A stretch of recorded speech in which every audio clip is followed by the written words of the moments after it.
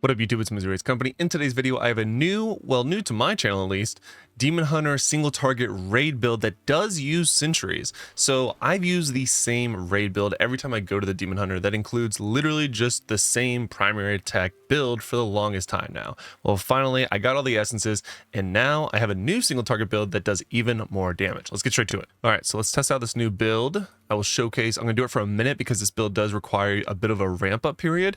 And then I will showcase the set gear that I'm utilizing, why I'm using it, and maybe some different options if you want to try out some other things.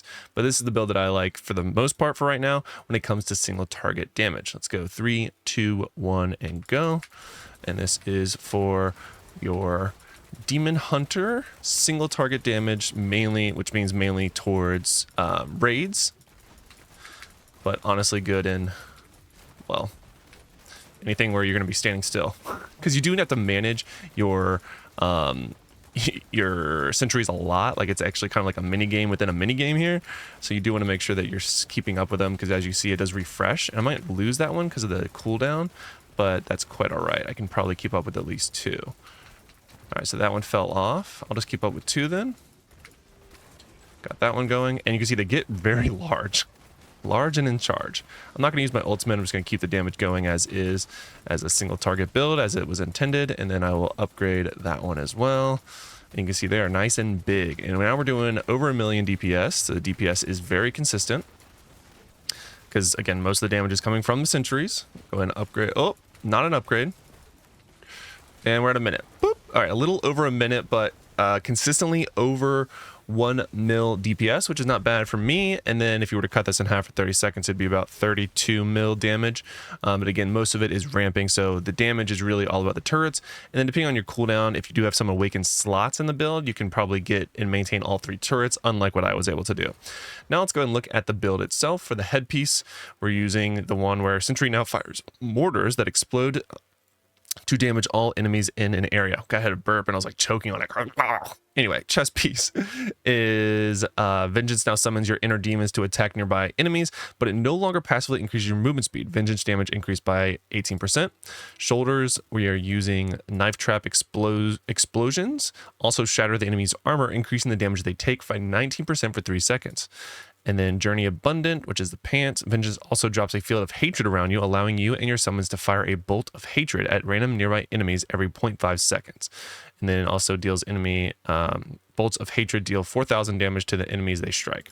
Mayhem 1, Elegant Retribution, which is Sentry can now upgrade up to level 3 when placed near another Sentry, increasing its damage dealt by 260% at level 2 and 520 at rank 3. So that's why it's really important for you to sort of stack that up and get all the way up to rank 3, because you deal literally double the damage.